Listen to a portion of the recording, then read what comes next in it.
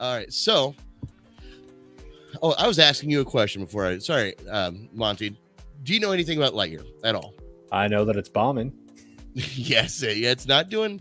Well, bombing is tentative. It's not doing as well as they thought it would do. It's not bombing. It's just not the success that they thought it was. Like they made like 58 million worldwide, which is what they were hoping to make, like just from the United States. Yeah, that's it. As I said, not what they expected. But Jurassic World is still beating it somehow. And everyone hates that movie. So yeah. So why would a Buzz Lightyear, a Toy Story property, why would a movie bomb like that? Like what could make a movie, that is praised by people since 1996 when it first came out? Why would this movie bomb, Monty? What could be so different about this movie that makes it not work? I'm going to guess that it is because it is not Toy Story. Right. See, it's not a hard concept to grasp. Like when they clearly state in the commercials, Andy bought a toy from his favorite movie. This is that movie. It tells you, hey, we're picking it up out of this Toy Story world and we're putting it over here. So it's kind of buy more of our stuff. Right. Shut up. Right. And of course they recast Buzz Lightyear with Chris Evans, who I think did a wonderful job. Like when I first heard this movie was coming out, my immediate thought was, well, this is going to bomb because it's not Tim Allen doing the voice, like his iconic voice. And then the moment I learned it was Chris Evans, I could hear Chris Evans do that voice. I'm like, dear God, Tim Allen has been doing the best Captain America impression for years, and none of us ever knew it because they sound so freaking similar. Oh, so it is Chris Evans just like imitating his voice? It's Chris Evans doing Chris Evans, like slight Buzz Lightyear sounding voice, okay. But like just the way he talks. Like that's why I made that comparison, saying that Tim Allen was doing his best Captain America impression without us knowing, because he actually sounds a lot like just how Chris Evans sounds. We just never realized. We never made that comparison before. So anyway, that all aside, this came out from Screen Rant. It says Lightyear is a high concept premise, actually making the film which is referenced within the Toy Story universe that inspired the Buzz Lightyear toy line. While a fun exercise, the film by its very nature is likely going to confuse some audience members who would question where and how the film fits into the Toy Story franchise. Pixar tried its best with TV spots, letting audiences know that it was a movie that Andy saw, but it is such a niche meta idea that general audiences may not have been sold on just the concept alone. For all intents and purposes, Pixar had an original science fiction film to market. Right. It's an original science fiction film, just happens to star this character that another character is based off of in a different I can see where it's convoluted. See where it's convoluted. One way they could have actually, this just popped in my head. One way they could have maybe bridged this a little bit more. And listen, I haven't seen the movie, so if this is in the movie and people still aren't getting it, then I don't know how to help you. But I was thinking, what if, you sit there, you're watching the movie. Well, I gotta bring this up, but you're watching the movie with somebody else, like somebody in the Toy Story world, and you see them going to the theater, and then they just sit down there, they're here to watch the Buzz Lightyear movie, and then the camera pans slowly to their screen, and that's what you watch for the rest of the movie. See, it's interesting that you say that, right? Because there was a little bit where there was an animated series, Buzz Lightyear of Star Command or whatever the hell. And the one they're trying to get you to forget about right now. Yeah, and it actually wasn't bad. It did the same thing that you were mentioning. It was like Rex, Ham, and a couple of them in the regular Pixar animation. And Andy's gone, and they're like, "Quick, put the show back on. We can watch it now." Oh, and shit! It would go back and forth between that. I'd never even seen that. It was show. Cool. It made you like Toy Story even more. I was a kid watching this, and I thought it was cool. Because I'm Well, like, yeah, it's the guys, the toys. They're watching the TV thingy with me. Well, that pisses me off even worse that they didn't do that idea. Well, see, that requires a little bit of creativity, and that doesn't exist too much anymore. No, it does. You just got to find it, man. You got to find the little nuggets. Well, you'd figure that it would, filter up to the highest echelons of filmmaking and everything. You figure that that's where the good stuff would float up, but apparently not. Well, it's a Pixar movie, man. I mean, Pixar movies are pretty damn good, and they're pretty damn good. Too. Well, there's another aspect to this as well, and that's simply put that COVID really threw a wrench in a lot of movie going plans for everybody, movie makers, movie watchers, people who live, actors, but one thing Disney seemed to get into a habit of is that they started putting their Pixar movies straight to streaming, and I believe this is the first one that has come back in theaters. Yeah, maybe people are just confused on that too, so they're confused that maybe they thought it was going to be streaming and not go to theaters. Well, I get that. Who the hell wants to drag their kid to the theater and have every other adult pissed off that there's a little kid there? Well, I think once you're a parent, you just accept the madhouse that you're going to be living in for the next few years. I feel like once you're a parent, you just know, well, I don't have a life until they're 18 now. Because if you bring the little shit anywhere with you, you're kind of fucked. That sounds like if they're not well behaved. Sounds like somebody who's never had a kid. It's true. I've only had to deal with the little bastards babysitting, and it's easy. I just I bore the hell out of them talking about World War I. Are we gonna watch SpongeBob? Like, no, we're gonna talk about the Battle of the Somme today. Sit around, kids. Sit around, children. We're going to talk about the cruel reality of trench warfare. Here's a glass of warm water. That's all you get tonight. You all get to share this one glass. All right. Well, now that we know Monty is a terrible father. Absolutely. No, I think people just were confused. Pixar putting out. I agree. Disney putting out Pixar movies, which was a very weird choice for them to do, especially like when movies were going back into theaters. Yeah, and then they kept putting the Pixar movies on streaming. It's like, what are you doing, man? Like, Pixar is like one of the best studios around. Like, what are you guys doing? It's a bold strategy, Cotton. Let's see how it works out for them. Right, and I think people got confused. Maybe it's just a thought. I don't know. Maybe I agree. Maybe honestly, I give people too much credit.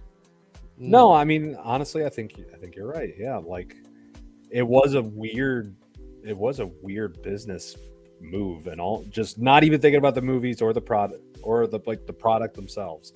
It is a weird strategy to continue streaming after you've even had movies go to theaters first, and then to go back to that, but then not go back to that for this. Right. It's strange and it's weird, and we lived in a weird world. I mean, nobody expected the entire world to shut down, so like there are some like missteps there. Obviously we're none of us knew what we were doing, so like obviously we're still juggling the remnants of that stuff, and this might be one of those things like where they're going, oh shit, maybe we should have been a little bit more on top of making sure these movies got out in theaters. But up until a few months ago, they weren't even sure if theaters were still going to like show movies. Like it's still like a new concept. Jimbo brings up a very good point here. He says, so far, I've seen a lot of videos blaming woke things for the performance. I just got here, not sure if you discussed that. No, Jim, we have not. I'm glad you brought that up because there is another aspect of this, and that there is a very small, and I hate what they call these things woke. I understand woke is a good. Well, it's supposed to be, and then, it's a blanket term. It's a blanket term, but like now, anytime you actually include anybody of any different sexuality or race or ethnicity, it's woke. Like, no, that's not exactly what that word means. But like, what Jimbo was talking about is there's two characters of what I believe is two female characters that kiss. in this, and I believe they're in a relationship in this movie. Again, I haven't seen it; I just read about it. Yeah, and it's very quick. Short. It's like I think it's like 4 seconds. I've seen clips of it, and it's like it's literally like 4 seconds, and they have a kid with them that they adopted artificially. Whatever. Who cares? Okay, and, it's not really. I think so much that I think it's. Disney's kind of done this a couple times now in a row, where anytime they put something that most people kind of wouldn't give a fuck about, they make it seem like a shit ton of people really care and are really upset about it, and then just kind of take it away from there. Like like a good example, Kenobi. They cherry picked some shitty fans who are like, "Oh, you're just in this role because you're black," and then they decided, well, the entire fan base is like this. How can you make any of these people happy? And it's like, shit, no, you should. Fuck, it's too late now. And they've done that like 7 fucking times. They did it for Captain Marvel, where they completely neglected that Brie Larson was kind of a bitch during all the showings, where it's like, straight white males, this movie isn't for you. And it's like, all right, well, that's your whole fucking audience. So she was they had to kind of, and then the movie didn't do that well, and then they were like, well, why'd this happen? Oh, it's because men suck. Well, hold on, that's half the population. But when it comes to Lightyear specifically, like, this movie's not showing in countries because they refuse to take that out. Right. So and I think that's a huge factor too. I think I think that's where Saudi Arabia, China, a couple of the other countries that aren't quite as inclusive as we are. Right. But Jimbo does say, and during the promotion for the movie, Chris Evans called those people giving the backlash idiots that will die off like dinosaurs. Do you think that could affect views? Yeah, like I haven't heard that. I have. It's like, again, it's that thing I'm telling you, dude. They like, whenever instead of dealing with some kind of bigotry or stupid shit professionally without alienating the rest of your audience, let's just say you maybe have mixed feelings about it. Well, the main actor of the movie just called you a fucking idiot for having any weird feelings about it. And it's like, oh, well, shit, I don't know how to feel now. You're never gonna win people over by insulting them. Right. Yeah, that's very interesting. That's my point that I'm making, is that Disney does this a lot. And they're trying to cater to people that, one, aren't going to pay to go see their movies anyway. And two, why would you want to make those people happy? You're talking about a group of people that are professionally upset by everything. Yeah. And I how many lesbian couples are out there protesting because of this movie, or because of what some asshole said on Twitter about the movie? Right. None of them. It's always somebody else who's getting offended on somebody else's behalf. Right. And well, it's super annoying. To be fair, Chris Evans, idiots that will die off like dinosaurs. I mean, that is harsh. I think maybe he could have, instead of personalizing it, maybe he could have made that a generalization of a way of thinking that needs to die off like dinosaurs. That sounds like a threat. It really does. And yeah, Jimbo, I'm glad you shared that. I had no clue that he even said that. So that would definitely affect. Dude. That would definitely affect, like, even if you're on, team, Lightyear, Chris Evans says, "Oh yeah, idiots die off that need to die off like dinosaurs." Like, even your team would be like, "Whoa, wait." He doesn't represent all of us. Exactly. It's like, just be a little cooler, man. Just be nice. Just shut up. It's like 4 seconds. It's fine. Oh man. It's like, well, now you're calling it the whole people of those countries are idiots and they need to die off like dinosaurs. Yeah, that's not a good look. I didn't know he said that, man. No. But when it comes down to the basic, listen, I haven't seen the movie, but I have watched a couple of non-spoiler reviews, and that doesn't make me an expert at all, but they all seem to sound pretty similar in the sense that the movie starts off really well, but then it kind of fizzles down. Like, it's not bad. It just doesn't. I mean, it doesn't looks keep good. up with. It doesn't keep up with the way that it starts, And then people getting all pissy about Tim Allen not playing Buzz Lightyear, which I totally understand. Like, I don't understand why they're getting pissy. I understand why he's not in it. I mean, I kind of get. I mean, just speaking from someone who's like, I've watched Toy Story since I was a kid. That was my shit. It was like my favorite movie as a kid. And seeing your characters grow up and then, you know, growing up with you, but then their voices change because the actor doesn't, you know, necessarily agree with everything. It's just kind of shitty, and it's like, come on, can't we separate those? Is that why we changed the actor? You know, that brings that 100%. That's why they did it. Well, but listen, the way that this movie is portrayed, man, it tells me that maybe if Tim Allen wasn't so outspoken and, you know, wasn't, you know, somebody that everybody seems to dislike now because of his opinions. Oh, I thought it was because of Home Improvement that he gave bad advice. Oh yeah, that's it. No, I feel like, to me, this is a different character. This is not the same character that we grew up with. That's what they're trying to say. They're trying to. Oh yeah, no, I feel like that's the way to do it. I mean, I just don't feel like see a problem with it. It's kind of a. Hey, Mike, welcome to the club. We're talking about Buzz Lightyear and why everyone hates it for some reason. I mean, honestly, I don't really get it that much, but I mean, hey, you know, it's whatever. I mean, it's whatever. Still, man. I like how we're talking about 58 million, like that's a bust, right? It's like, ooh, yeah, that's so sad. However, are they going to survive off of 60 million opening?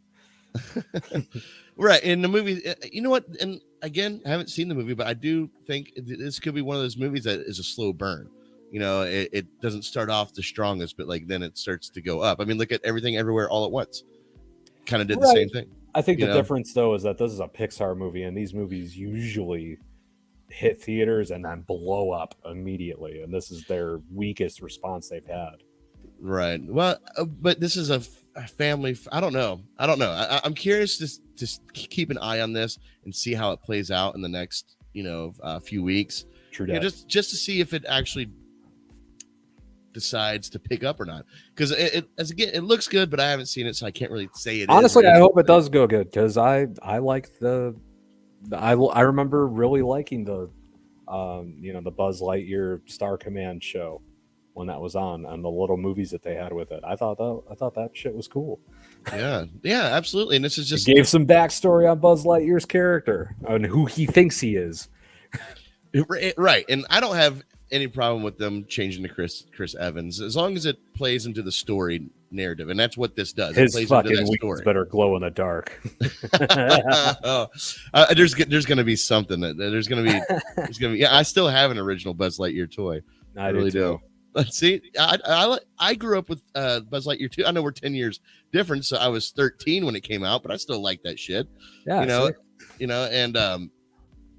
yeah, it was a great series. I fell off near the sequels, but I love that first one. It's still a classic. It still holds up. Yeah. They may or may not pull the trigger on this theorized Woody movie that might be coming out, where they're going to give Woody the same treatment, where he's on his own show that he was on before. Super dark and brooding. It's like a Clint Eastwood style Unforgiven kind of movie with Woody. You see him cock a gun.